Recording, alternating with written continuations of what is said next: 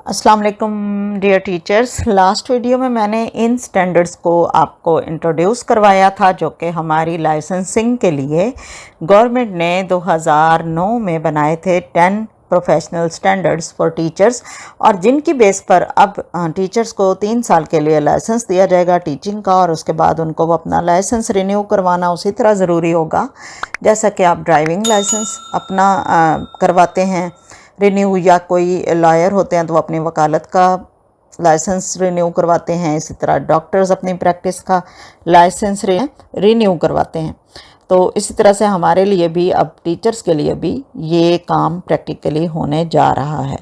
तो पहला स्टैंडर्ड जो मैंने जिक्र किया था आपसे कि सब्जेक्ट मैटर नॉलेज से रिलेटेड था, वो ये था कि टीचर नो एंड अंडरस्टैंड क्या क्या in depth knowledge of the subject matter. जो भी सब्जेक्ट आप पढ़ाते हैं एज अ टीचर, उसकी डेप्थ नॉलेज आपके पास होनी बहुत ज़रूरी है, और उसका चेक जो होगा आपका लाइसेंस के लिए जो टेस्ट होगा वो भी उस सब्जेक्ट की डेप्थ नॉलेज के हवाले से होगा, बेसिक कॉन्सेप्ट्स के हवाले से भी होगा, उसमें theories history of the subject भी शामिल है। और तीसरे पॉइंट पर है the new emerging concepts, results of research and latest trends at national and international levels. देखें, अगर आप केमिस्ट्री पढ़ा रहे हैं, फिज़िक्स पढ़ा रहे हैं, मैथ पढ़ा रहे हैं, तो क्या आपका जो सब्जेक्ट है उससे रिलेटेड बेसिक इन्फॉर्मेशन, थ्योरीज और हिस्ट्री आपको पता है,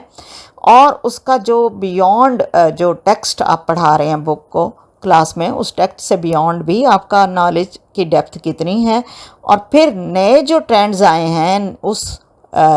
सब्जेक्ट से रिलेटेड जो आप पढ़ा रहे हैं उनके बारे में आप कितने अवेयर हैं, और नेशनल और इंटरनेशनल लेवल पर उन ट्रेंड्स को और उन रिसर्च को आप कितना फॉलो करते हैं। आखिरी जो पॉइंट है वो ये है कि the relationship of the subject to other disciplines and its usability in practical life.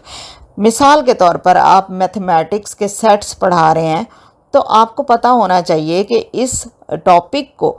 ज़िंदगी के किन किन मामलात में प्रैक्टिकली बच्चों के काम आने वाला है ये सेट्स पढ़ाने का, और इसका दूसरे किसी सब्जेक्ट के साथ क्या ताल्लुक़ है मैथ के सेट्स पढ़ाने का। इसी तरह से आप तमाम जो भी सब्जेक्ट्स आप पढ़ा रहे हैं उनके हवाले से आपको रियल लाइफ में उनका यूजेज भी बताना आता हो, और उसके लिए आपको लाइसेंस हासिल करने के लिए खुद भी ये चीज़ें सीखनी होंगी। दूसरा स्टैंडर्ड है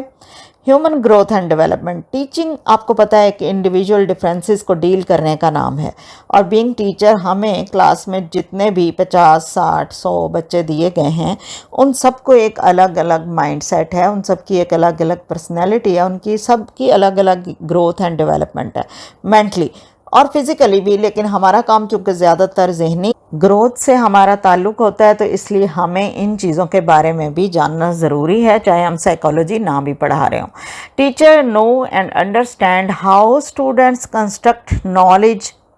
acquire skills and develop habits of minds.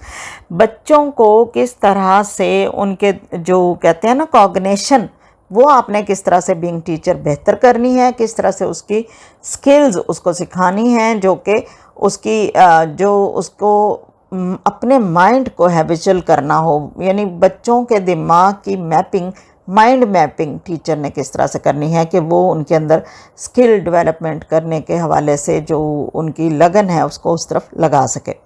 Individual differences among students, बच्चों के दरमियान, जैसे मैंने अभी स्टार्ट में कहा कि हमारे पास अगर 70-80 बच्चे हैं क्लास में, तो उनके जो इंडिविजुअली डिफरेंसेस हैं, हर एक की कैपेसिटी है हर बच्चे की, उसके बारे में टीचर को पता होना चाहिए। डाइवर्स स्टाइल ऑफ लर्निंग, अब चूँकि ऐसा दौर आ गया है जिसमें कोई एक मेथड ऑफ टीचिंग आप यूज़ नहीं कर सकते, क्योंकि कोई एक मेथड ऑफ लर्निंग नहीं है बच्चों का। तो इसके हवाले से मैंने अपनी एक इंक्लूसिव एजुकेशन के लेक्चर में ये बात बताई थी कि डिफरेंट लर्निंग स्टाइल कौन कौन से हैं। उन लर्निंग स्टाइल्स को डील करने के लिए हमें लर्निंग स्ट्रेटजीज़ डिफरेंट करनी होंगी being teacher. Motivational strategies to achieve and perform excellently, यानी बच्चों को बेहतर उनकी परफॉर्मेंस करने के लिए आप किस तरह से उनको मोटिवेट करते हैं, कौन कौन सी स्ट्रेटजीज़ अपनाते हैं। आपको इस तरह के प्रैक्टिकल सवाल दिए जा सकते हैं टेस्ट में, जो आपने लाइसेंस के लिए देना है कि किस तरह से किस तरह के केस स्टडी को आप किस तरह से स्ट्रेटजीज़ कौन सी लगाकर उस केस को सॉल्व करेंगे, तो ये भी आपके टेस्ट में शामिल हो सकता है। ट्रीट ऑल स्टूडेंट्स फेयरली, यानी आपके नज़दीक कोई गरीब है, अमीर है, ज़हीन है, कम अकल है, फ़तीन बच्चे हैं, ज़्यादा ज़हीन बच्चे हैं, हर तरह के बच्चे को जो आपने फेयरली डील करना है, तमाम बच्चों को इक्वल ट्रीट कर। तीसरा स्टैंडर्ड है knowledge of Islamic ethical values social life skills. ये बहुत अहम है हमारे लिए बीइंग टीचर भी, और हमारे हाथों में अगली जो जनरेशन है, यंग जनरेशन है, जो आने वाले ज़मानों में हमारे शहरी होंगे, वो हमारे हाथों में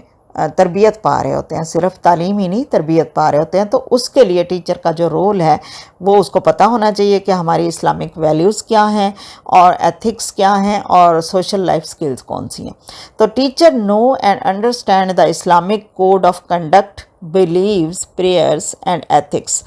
इन light of Quran and Sunnah. तो टीचर को सबसे पहले एक इस्लामी जो, चाहे आप मैथ के टीचर हैं, चाहे आप साइंस के टीचर हैं, फिज़िक्स के हैं, या किसी ऐसे सब्जेक्ट के हैं जिसका डायरेक्ट लिंक नहीं है इस्लामियात से, लेकिन बीइंग मुस्लिम और हमारा चूँकि मुस्लिम मुआशरा है, तो उसके अंदर रहते हुए हमें जो जनरेशन सौंपी गई है, जिसको हमने तरबियत देनी है, उनको हमने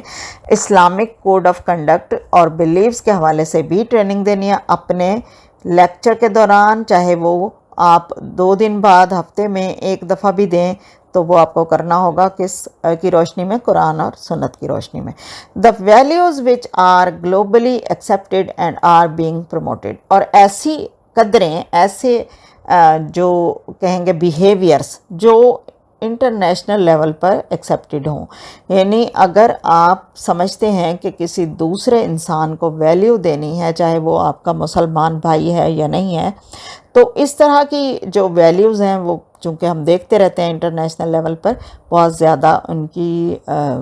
वैल्यू को वैल्यू दी जाती है, उसकी कदर की जाती है इस बात की कि आप इंसानियत को सबसे पहले रखें, मज़हब से भी पहले। वो चीज़ें भी यहाँ पर शामिल होगी। Essential principles of Islamic values in text books, जो भी आपकी टेक्स्ट बुक्स हैं उनमें जो ज़रूरी इस्लामिक असूल हैं उनके हवाले से भी आपने बच्चों को गाइड करना होता है और ख़ुद को भी पता होना चाहिए। Create a safe and secure learning environment, और एक ऐसा माहौल बनाना है जो कि